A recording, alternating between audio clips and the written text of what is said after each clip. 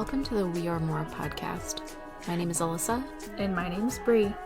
We're two sisters passionate about all things faith and feminism. We believe that Jesus trusted, respected, and encouraged women to teach and preach his word. And apparently that's controversial. Get comfy.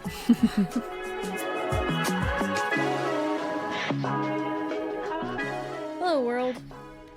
Hello. You'll be happy to know that today we are recording in a room that's not 9,000 degrees. 925,600 minutes. Have I made that one before? I don't think you have. Is that the actual right numbers? I'm pretty sure. I always get them wrong. I try and sing it and I'm like, 9,000. 4,780,000. No, I lost it. I'm not even sure what I just sang. That's from Rent, right? Girl, I don't know. I'm pretty sure it's from Rent. Where have I heard it from, though? Glee. Is that what it is? Yeah. Oh, great. Yeah, but like it's just a song that everybody knows. Have you rewatched Glee in recent years? I think during the lockdown, I rewatched it and I couldn't make it all the way through. It's so bad. I got to like the last season or two. Yeah, it was bad. I don't remember most of this stuff, but the teacher is horrifying on every level. Oh, 100% terrible. He's a predator. He's a predator. Everybody's a predator in there. It's and bad. they're like, it's okay. Because we're singing. We're singing and it's Glee. That happens with thespians. The poor thespians out there. I'm sorry. I support you, thespians. We just went and saw Shrek the Musical, actually. We did. It was great. It was good. It was a fun time. It was a fun time. It was not my favorite performance I've ever seen. No, because they changed a lot of it. Yeah. They really pushed to make it, I would say, politically correct. Mm-hmm. Which is a rough thing to do with Shrek. With Shrek. Let's all keep in mind, it's Shrek. The whole thing is about being weird and not, like, fitting in And not caring. Yeah, it's just... They have a lot of gas. It has never been tame. No. You know what I kind of wondered, actually, was if... Because we went to a midday show. Mm-hmm. Now, the tickets didn't say this, but I wonder if there's a possibility that, like, the midday show was made more for kids and the evening show might have been more normal. I don't know. They still sang that one song. Which one? Why me? Thank you for that. I don't want to cuss on the podcast. Not today. Not Piss, today. piss, piss. Do other people know that that's like our tagline? We say it all the time in real life, but I think we've only said it once or twice on the podcast. I think it came from the podcast. It did, but it's not a running joke. I said it at work the other day and they did not react. That's because they don't listen. That's true. Tell them to listen. Out there. Co-workers. My coworkers are spread across the globe and I don't actually know who they are, so... Oh, that's so sad for you. It's really not. I'm okay with it. So today we're going to be talking about... This is one of our mini episodes. If you've ever tuned into one of these before, they're kind of just us talking. It's us talking about current events. Yeah. Things that are going on. Things that we feel are necessary to sing about. Frankly, mostly it's things Bree saw on TikTok. 100%. And this is one of them. It is. Last mini episode was something I saw on TikTok. They're all something you see on TikTok. Yeah. Listen, I'm current. I'm on the social medias. I'm scrolling all night long. So this week on TikTok, Bree has been watching Ballerinas. Ballerinas. When I was a kid, that's what I wanted to be. I wanted to be a ballerina teacher. We took all of 2 dance classes in our entire lives. Yep. I don't think that was an option for you. But I was convinced. Because I was my teacher's favorite because I was the cutest. Well, I got to dance with the Easter Bunny at the mall. You did. I remember that. Mm-hmm. Wow, that took me back. Yeah, because I was a favorite. They don't even have malls anymore. I've been They watching have YouTube videos about that. They're all abandoned. It's actually really spooky. Honestly, all of the malls that I've been to lately have garbage stores in them. It's like croissant sandwiches that all have fruit flies. Yeah. And like board games and calendars. Mm-hmm. What? There's a whole store dedicated to board games and calendars. And I've seen it at multiple malls. Are enough people buying board games and calendars to... No! And they're overpriced. I feel like maybe they're just money laundering. Maybe that's what's happening. That definitely could be. Conspiracies. Dun dun. All right, now back to normal TikTok. All right, so I've been watching TikTok. Who here has heard of Ballerina Farm? They can't see you raising your hand? I'm raising my hand. And only because I just heard about her, not because I've heard about her before. Mm-hmm. But Ballerina Farm is this TikTok and Instagram account run by Hannah Nealman, but it's also an actual functioning farm out of Utah. I wrote down where in. I think Utah is sufficient. Utah is sufficient because I can't read my own writing. But this girl, Hannah Nealman, a little bit of a backstory for her. She was studying to be a ballerina at Juilliard back in the day. Don't know when. Prior to 2018, I'm going to say. All right. Well, she's got like 8 kids, so... Yeah. Hey, sorry. don't spoil it! I'm sorry, I spoiled it. So, she was a ballerina at Juilliard when she came upon this man named Daniel Nealman. And he is the son of David Nealman, who's the founder of JetBlue. He wanted to date her. She said no for like 6 months. Eventually, he stalked her. Yeah. I don't want to say he fully stalked her, but he did figure out that she was flying from New York to like Salt Lake City and bought a plane ticket that was directly next to her. You know? Super creepy. Super creepy. And they ended up going on a date, and she said, I would like to date for a year. Which is a normal amount of time for she grew up Mormon. They're both Mormon. Mm-hmm. That's a traditional amount of time for someone of that faith too. Plus, they're very young at this point. Oh yeah, she hasn't even graduated college right. yet. She wanted to date for a year. He said pass. He's only 2 years older than her, but he was like, I need to be married and engaged now. So they were engaged after a month. After 2 months, they were married, and after I think 3 months, they were expecting their first child. Mm-hmm. Quick turnaround time. Quick turnaround. She birthed her first son and then graduated, and then they moved to Brazil for his job. Yeah. And then she popped out a couple more kids in Brazil. Now she has a total of 8 kids. She is homesteading, running this farm with her husband in Utah. They have a website. They sell all their meat, eggs, milk. On a website? Etc. I don't know. I don't know how farms work. But she's super popular on TikTok and Instagram. Between those two platforms, she has over 18 million followers. She also got really popular because with her last daughter, she had 2 due dates. So she had her actual due date when she was supposed to birth that kid. And then 2 weeks, I think, after she birthed that kid, she was in a pageant because she does pageants. So she was Mrs. American 2023, and then she participated in Mrs. World, and that was in January 2024. So she like had her kid and then boom, was in this pageant. Ouch. Yeah. I guess I didn't realize that, maybe this is going to sound bad, but that they had pageants for middle-aged women? Yeah, Mrs. I guess, yeah. I wouldn't call her middle-aged. It depends on how long she's planning on living. She's older than us, I think. Maybe. Well, I hope so. With 8 children. I can't imagine having it. But if she started that young, she's probably not that much older than us. She might be your age. As a personal story, shut up.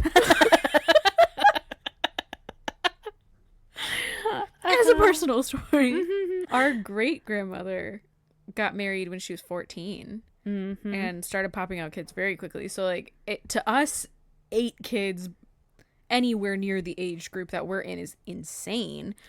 But you look at that just a couple generations ago, and she had, I'm not sure how many kids there were. A lot of kids. Very, very young. I mean, by the time she hit my age, she had all of her kids. You could be a grandmother. Shut up! You've been bringing up my birthday lately, so I'm going to bring up yours. I know that this is ridiculous at my age, and you all will never know what it is. I think we've actually said it before. It's a mystery that will remain a mystery. At my 97 years of age, people, like my friends around my age, saying that they're having babies, starting a family, yada, yada, yada. I'm like, whoa!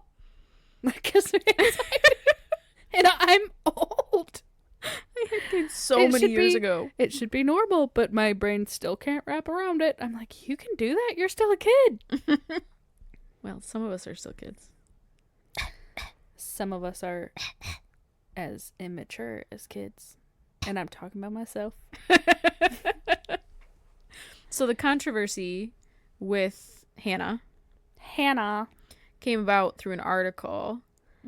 And it was, I believe, the UK Times. I just heard it was the Times. I think it was the UK Times. Megan Agnaw is the author. Journalist. Okay. The writer. The interviewer. The person. So she went and sat with the family and I think spent a couple days there. Just one day. Was it just one day? I think so. And just kind of observed them as you do if you're writing an article on someone. She interviewed them. She watched them live their lives. And then went back and wrote an article that has become very controversial. And this just came out. So July 20th, 2024 is when this article came out. So the article strongly implied, I'm going to say, that Hannah had given up her life dreams of being a ballerina. She wanted to be a professional dancer. And she chose not to do that so that she could follow her husband where he wanted to go, farm because that's what he wanted to do, and have 8 babies because that's what was expected of her, whether from her family or her religion or her husband. One of the pieces that I saw said that she, and this is not that relevant, but I just thought it was hilarious. She was like, you know, we got married and we talked about having kids and we both want kids because I guess they both come from families of like 9 children. And so they want a big family. And she was like, we just left it up to God. Whenever God wanted to give us children, that was fine. And God created anatomy and biology, sister. Do you know how that works? Well, she goes, we didn't expect it just a couple months later. I was like, once again, have you had the conversation of the birds and the bees? Right? Did we not talk about this? Come on. Now, I understand that hyper-religious families don't necessarily teach sex ed super well, but I think after the first 3, you might figure something out. Seriously. Birth control. And, if you want a huge family, there's nothing wrong with that at all. Have all the babies that you want to have. Yeah. But to say, well, we left it in God's hands, but we didn't expect it so soon. You're going to end up like the Duggars. Come on. They still want more kids. They've said they want more kids. But Hannah has, part of her social media presence is that they call her the queen of the trad wives. That was the name of the article too. Yeah. So that's where a lot of the controversy lies, is that she is on social media, on YouTube, promoting this very domestic, very male-centered lifestyle, where I watched a couple of her videos, and she makes dinner. There's so many people at the table. They all eat, they destroy everything, and then the kids go off and they do whatever they're going to do. He disappears. I don't know where he went. And she has to sit there and clean everything. And from what I can tell, hand wash everything because they're homesteaders. So she's hand washing all the dishes. She's putting everything away. And it's a time lapse. So you can see nobody's coming in to help her. And at one point, she's also holding the baby while doing the dishes, while dealing with all of this stuff. You're telling me her husband couldn't come and hold the baby? Well, he was dealing with 7 others, maybe. But those others are doing their own thing. Like, that's the rest of the video is the kids. Don't get me wrong. With 9 children, there's going to be a lot of chaos. 8. Is it 8? I'm sorry. It's 8. 8 children. There's going to be a lot of chaos. Less chaos than 9, perhaps. But still quite a lot. I think it's just really difficult because you are so wildly outnumbered. Yeah. One of the things that came out of that article was, now this seems very foreign to me, but the idea of having nannies. They have billions of dollars. They have tons and tons of money. and tons of children. And people were like, well, why don't you get some nannies? Gosh dang it. Mm-hmm. Well, the husband is very against nannies. So people were like, but Hannah's raising all 8 on her own. And it's like, they are her children. So, yes. But something that he said in response in the article that I don't know how to say her name. Agnew? I think it's Agnew. In the article we're discussing. In the article that we're discussing.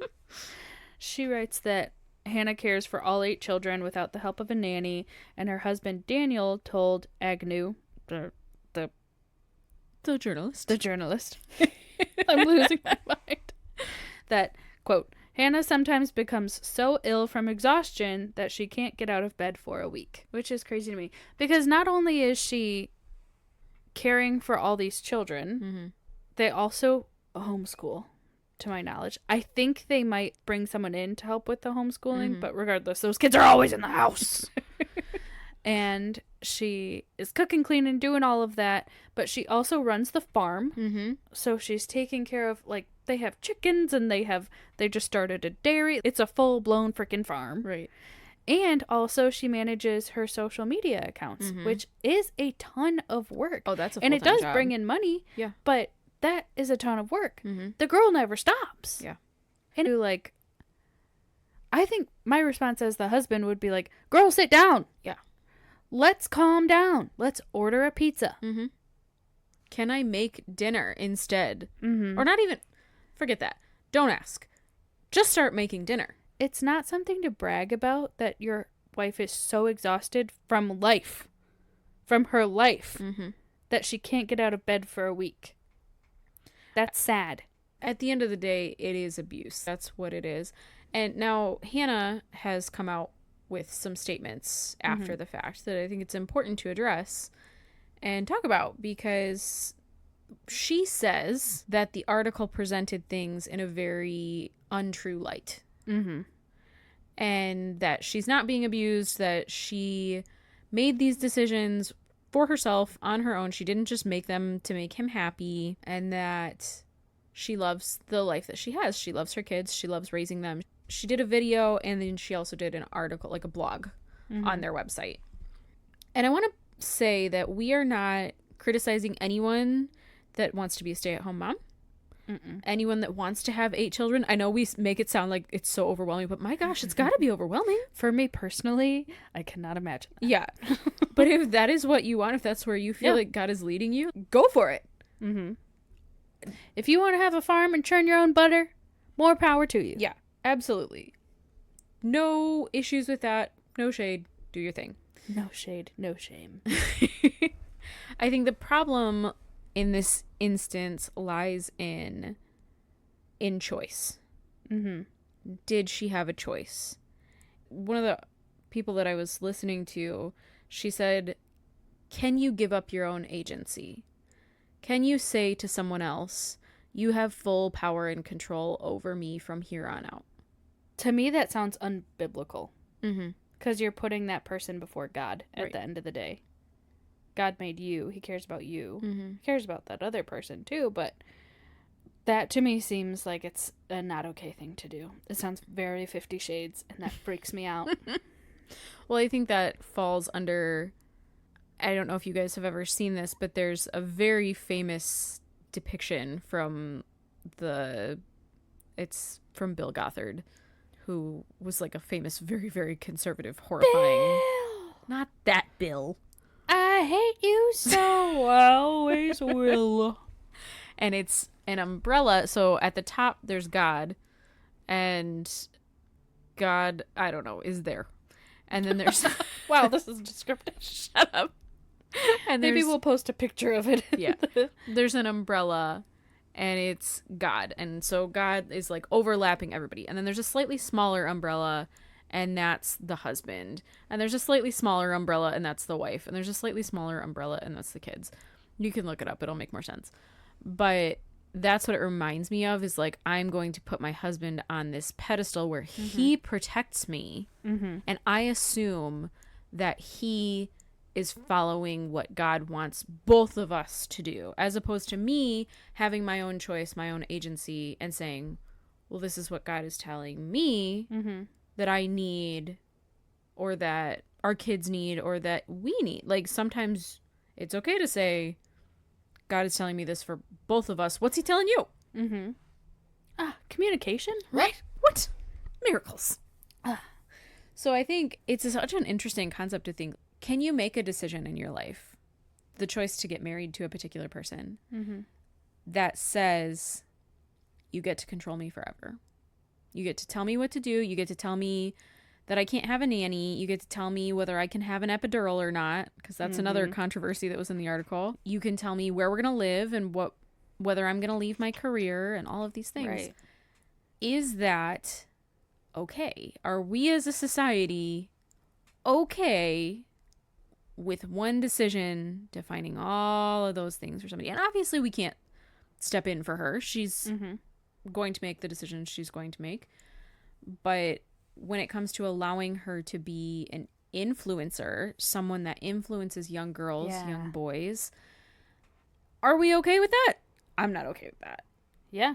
I mean, she's influencing 18 million people. Right. That is a lot of people. That's a lot of people. And one of the other things that I wanted to talk about too is her situation in life.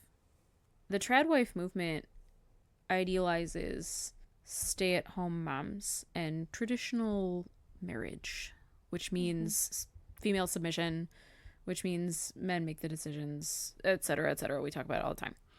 And in making that the ideal position for a woman, it's easy to do when you're a millionaire.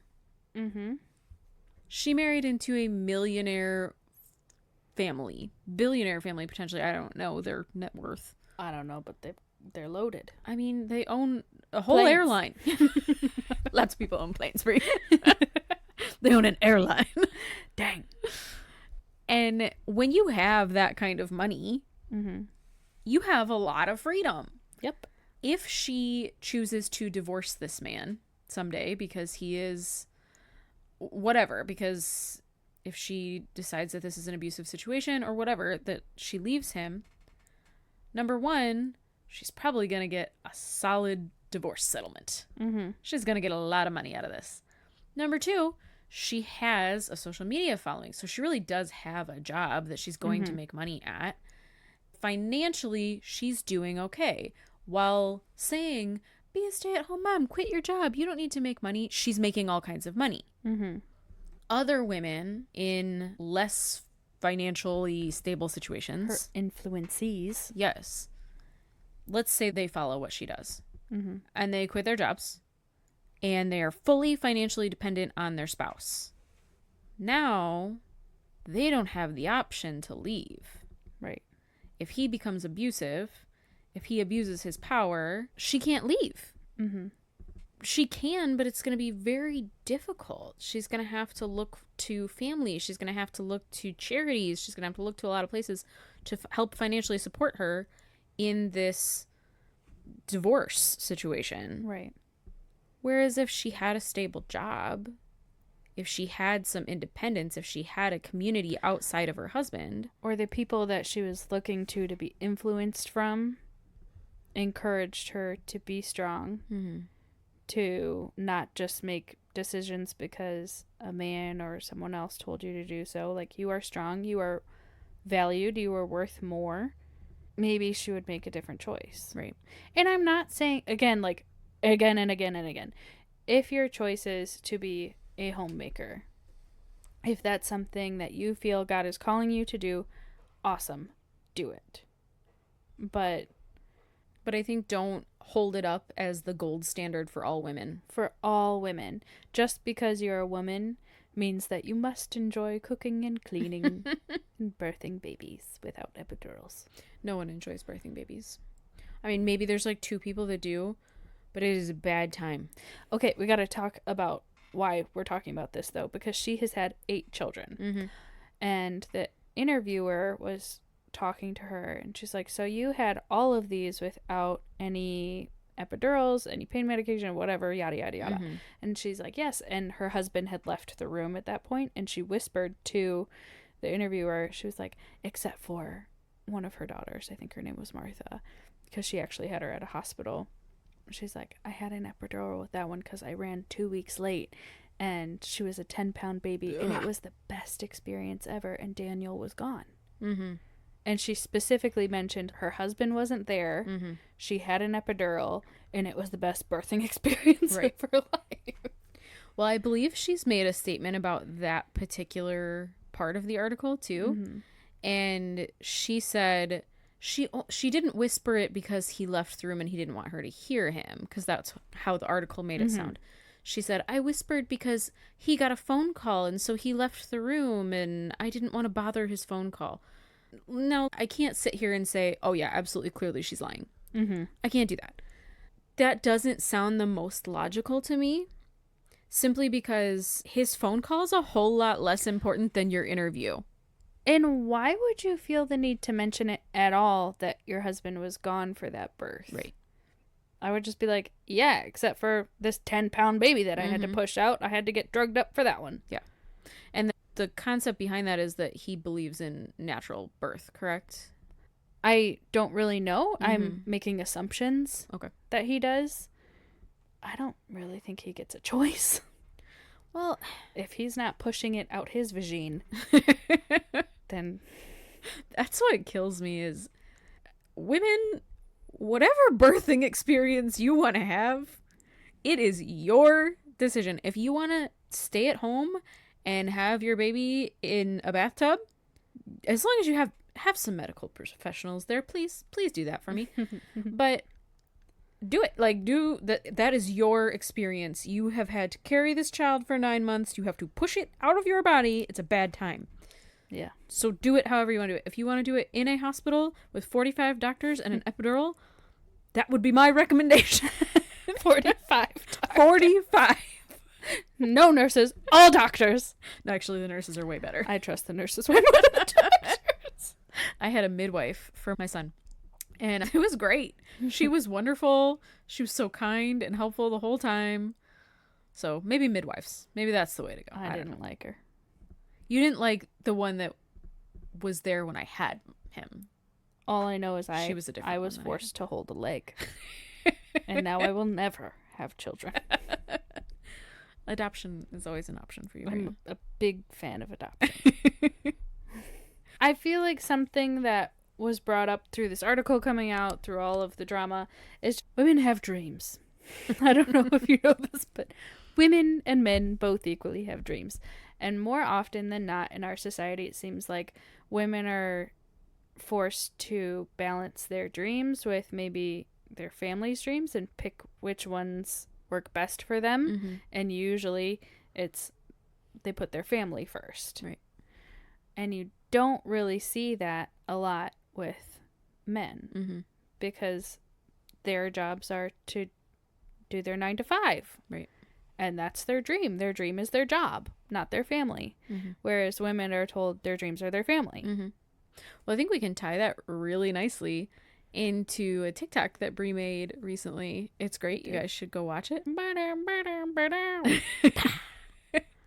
So I highly encourage not watching it. There was a statement made about, I'm not going to mention any names because I just don't want to deal with that. But one politician made a statement about another politician. Ooh, Alyssa, tell me more. And he called her, and it was like a middle-aged man, right? And he called her a single cat lady? What was the exact statement? Childless cat lady. Childless cat lady. And when I heard that, and I don't really think it matters what side of the political spectrum you fall on, would you ever say that about a man who had focused on his career? Oh, that's a childless cat man. Why is it an insult for someone to be childless? I have no tiny clue. It is not. She made a choice to focus on her dreams, her career, what she wanted out of life. And that is as valid as a woman making a choice to have children and make that her goal. You don't get to judge someone based on that choice specifically. Like, you don't know the backstory of it either. Right. Maybe she's not able to. And regardless, whether it was the ability to or whether it was a choice on her part, It's none of your business. None of your business. And her ability to bear children has nothing to do with her ability to lead. Right. Any women, not just her. All women. Right. Yeah, and I think, like, we're not trying to make a political statement here. We're simply trying to make a statement about women because our value is so often tied to our ability to, or choice to, have children and raise them and homestead and do all, you know, cook and clean and do all of these things that we see these tradwife influencers doing. Yeah. And the fact that it's coming out as an insult in such a public political arena is so disheartening. I feel like I feel more enraged just because I am childless. You're not a cat lady, though. I'm not a cat. I don't really like cats. But just the thought that someone thinks that my value is any less because I don't have children. I get that question constantly. When are you having kids? When are you going to start birthing kids? But my value is not tied to my, if any, future children. Right. You know? Yeah. You hope that, because we talk about things from a Christian perspective. We talk about things from the church world and whatever. And there's a part of me that, because we're a little bit insulated and we talk about specifically this feminism concept within the church, you have this hope that all of this misogyny and garbage is not happening in the greater world. But it is. It is. And that's why it's so important that we're speaking out about it still. You think like, okay, Susan B. Anthony did her job way back in the day. It was Susan B. Anthony, right? She's one of them. But it is still happening today. And I think this is the legacy that we leave, is being able to speak out. And Susan B. Anthony could take one step, but she couldn't take the amount of steps that we can take. And then her daughter could take an extra step, and her daughter could take another one.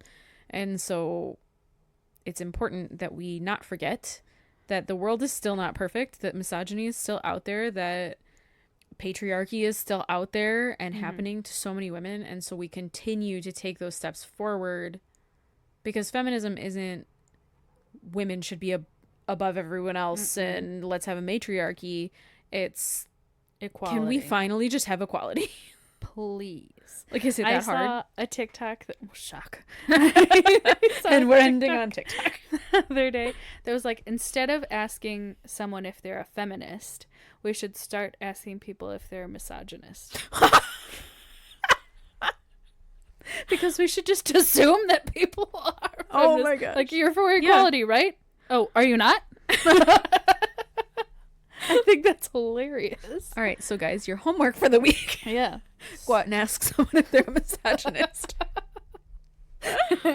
Oh boy. All right, daughters will adore us. That's really stuck in my head right now. I don't blame you. Okay, I'm done. So next week we are going to be starting I don't even want to call it a series, a two-parter on the best things always come in two. What? I was thinking. Never mind. You're so weird. So we're going to talk about our different roles in the church. So Bree's going to be up first because I decided that she has to go first. I'm the oldest. I get to decide. What? We've had so many podcasts about that not being true.